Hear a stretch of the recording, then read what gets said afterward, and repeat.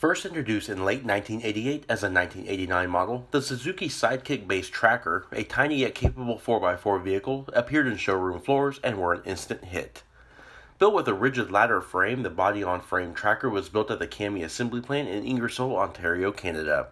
Despite its small stature, the Tracker made up for it in both off-road and on-road maneuverability and capability. Known for its ruggedness and solid mechanical bits like a 2-speed transfer case, front-locking hubs, short wheelbase and an 8-inch ground clearance, and recirculating ball steering made this an exceptional off-roader. While the Tracker was with GEO from the start, it actually outlasted its GEO nameplate by 6 years, as the vehicle continued to be as a rebadged Chevrolet from 1999 to 2004.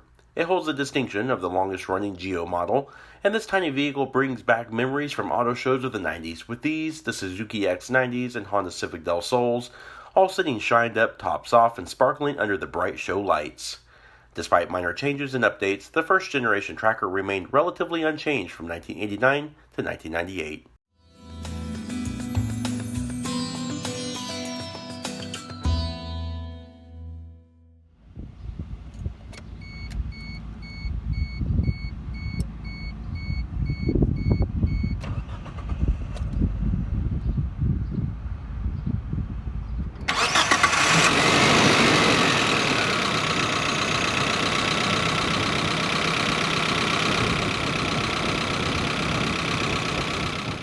Today, we are taking a look at a very nicely preserved 1990 Survivor to be sure. What we have here is a 1994 GEO Tracker 2-door convertible painted in sky blue metallic with a dark charcoal linear cloth interior.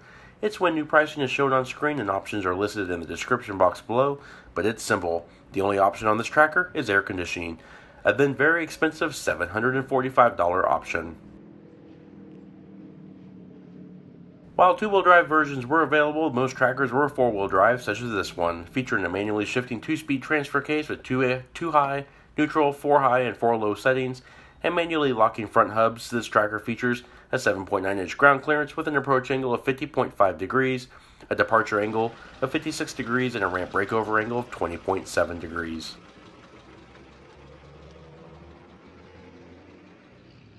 Accessing the engine is a bit different in that the hood release is not in the driver's footwell, but rather the glove box. Power comes from a 1.6-liter 97 cubic inch displacement LS5 single overhead cam 8-valve inline 4-cylinder engine. This engine is derived from the Suzuki G family and is of aluminum block and head construction with indirect electronic fuel injection and a compression ratio of 8.9 to 1. This engine creates 80 horsepower at 5,400 RPM, 94 pound-feet of torque at 3,300 RPM. While not at all fast, the Tracker can accelerate from 0 to 60 miles per hour in 14.9 seconds. 0 to 80 miles per hour is reached in 39 seconds, quarter mile is elapsed in 20.2 seconds at 65 miles per hour. Its top speed is drag limited to 80 miles per hour.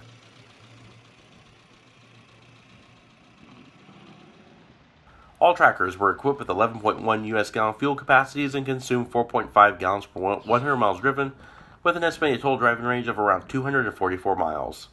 EPA fuel economy figures are 21 miles per gallon city, 24 miles per gallon highway, and 22 miles per gallon combined.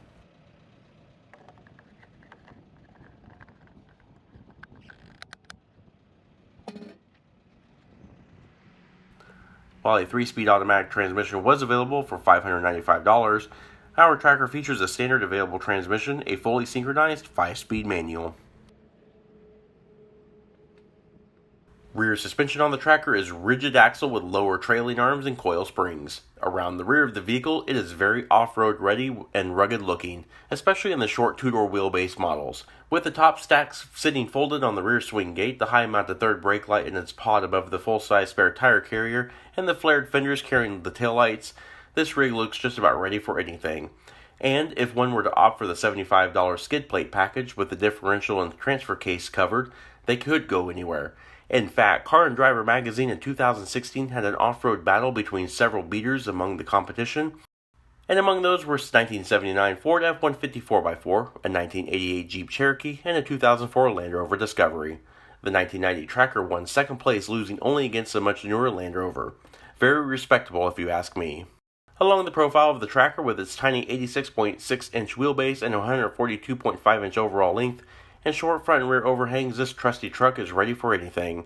While it looks a bit goofy, if not a bit clown carish, the flared fenders and hood vents add flair of style to this 90s rock crawler. Steering on this vehicle is a non-assisted, variable ratio, recirculating ball with 3.8 turns lock-to-lock and a 32.2-foot turning radius. Power steering was part of the $585 optional Preferred Equipment Group 2 package, which this vehicle does not have. Wheels are 15 by 6 inch machined aluminum American Racing AR62 Outlaws shot on P205/75 R15 Dayton Timberline AT tires. Brakes are power assisted front disc rear drums with 11.42 inch vented rotors up front and 8.66 inch drums in the rear. They are assisted by rear ABS and can bring the tracker to a halt from 70 miles per hour to 0 in a dreadful 252 feet. Up front, suspension is McPherson strut with coil springs and a stabilizer bar. Front end styling is very basic yet noticeable. Almost instantly recognizable to many, the tracker is simple in its styling execution, yet effective. The grille opening is large, allowing unobstructed airflow to the radiator, and the airbox sits high atop the left shock tower to allow enhanced water fording depth. Headlamps are simple composite halogens with separate turn indicators sitting on the outside of the headlights. Interestingly, there are no side turn indicators save the marker lights on the sides, but they do not flash with the turn signals. Down below in the black bumper reside aftermarket fog lights activated by a red dash mounted toggle, and lower down is a front tow recovery hook. There is also one in the rear as well. Alrighty, to get inside the tracker is actually very easy because this vehicle is not equipped with any kind of power equipment. We just have a standard key here, manual door locks and manual windows. And opening up the doors reveals that the interior of this vehicle has remained very nice and well maintained. All the cloth, plastics, and vinyl are still in great shape even to this day. Taking a look at the door panels. The door panels are very, very basic. Simple pleated vinyl trim with some padding. Of course, you got a lot of the exterior color spilling over.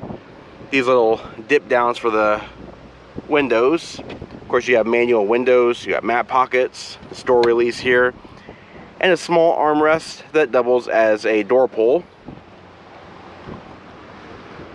Over here, you do have, of course, your AC vent here. Instrument panel brightness and dim. This little toggle switch controls the front fog lights. And to the best of my knowledge, this toggle switch controls the air conditioning compressor. Got your speakers mounted here.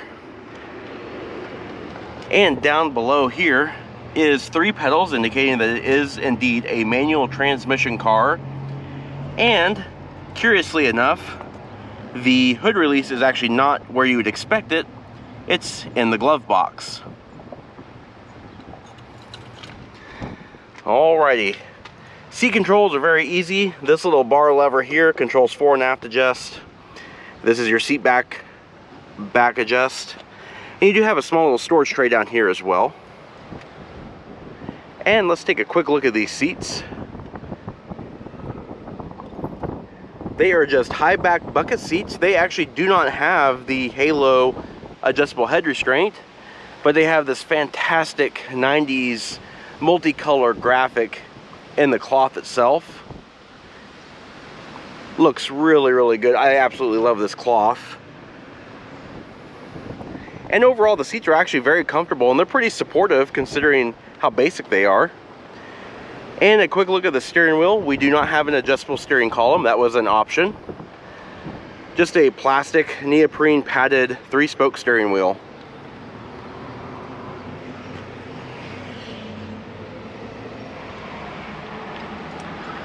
Alright, let's pan through the interior and show more details. As you can see here, we actually do not have power assisted steering in this vehicle. As stated before, it is just a small 3-spoke neoprene steering wheel. No controls at all. There's no cruise controls or any volume controls or anything like that. Horn pad is here in the middle.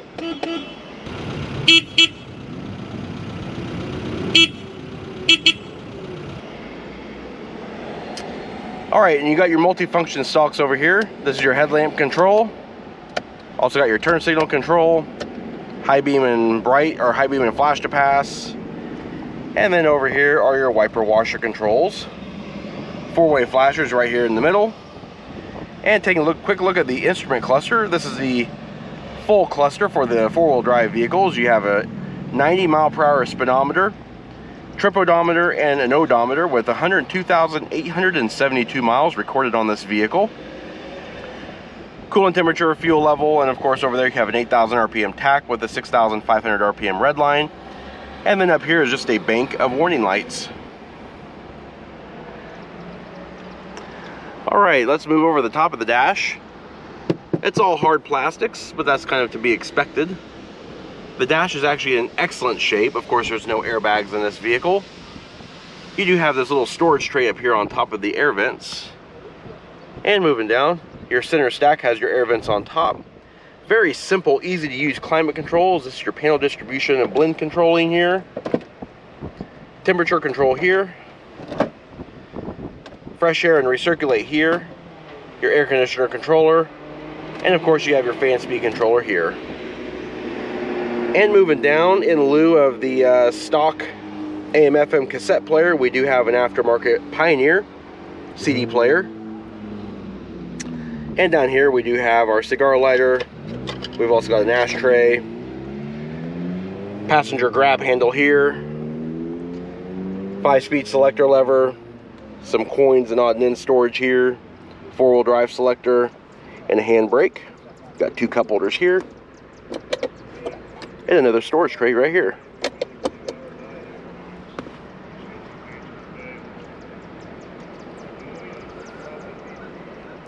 Overall, I'm impressed how well this interior is held up over time.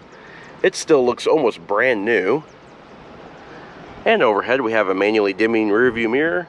And over here on this driver's side sun visor, it has a warning label for calling it a multi-purpose vehicle and handling maneuvers are different. And then on its side, you have transfer case operation instructions. And on the passenger side, it's just padded vinyl. There's no vanity mirrors, no nothing. And the sun visors swing down and swing out, but offer no form of extension. And overhead we have fixed assist handles.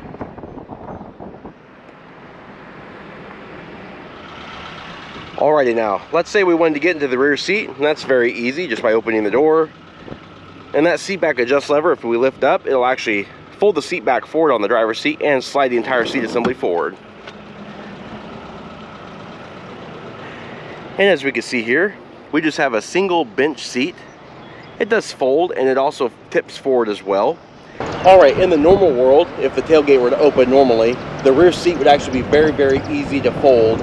But that's not the case in this review, so of course, we're going to show you how the easy way to do it now. You have to pull up on these 2 stops on both sides at the same time. That actually folds the seat back forward. This O-ring here, you have to pull, and that will lift the seat bottom forward. Just like that. Take this support bracket here. It actually bends, and then you lock it into that support retainer there in the floor.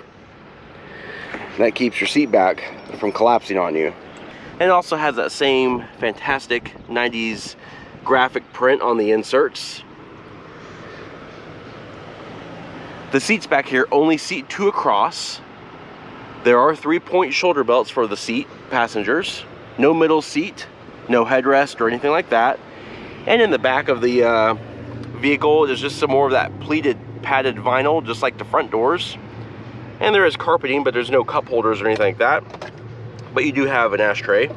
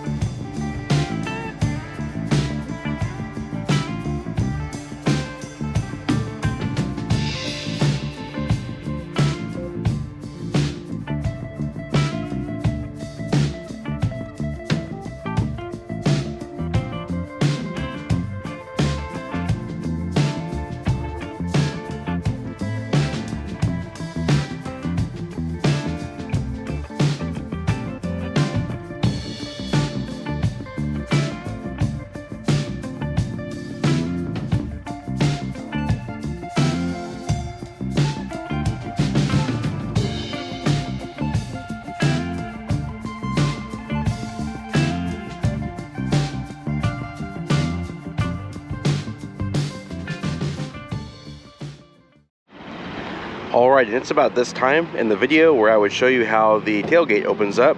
However, this particular tailgate is currently malfunctioning. Underneath this little license plate cover bracket, there's actually a handle in here, and you can usually press that handle in to unlatch.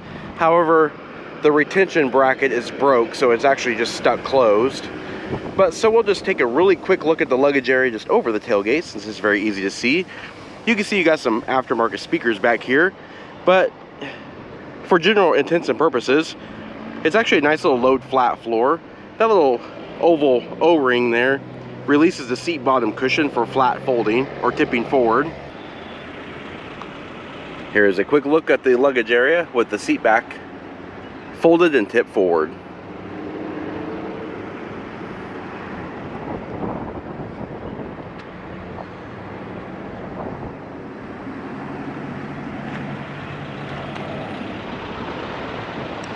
Alrighty, this does conclude our in-depth walk-around look at this 1994 GEO Tracker. We hope you liked the review and found it informative. If you did, please comment down below, and don't forget to hit the like button and subscribe. Also, check out our Facebook page at facebook.com/neighborhoodcarreviews and Instagram at BrensoJ1. Of course, as always, thanks for watching.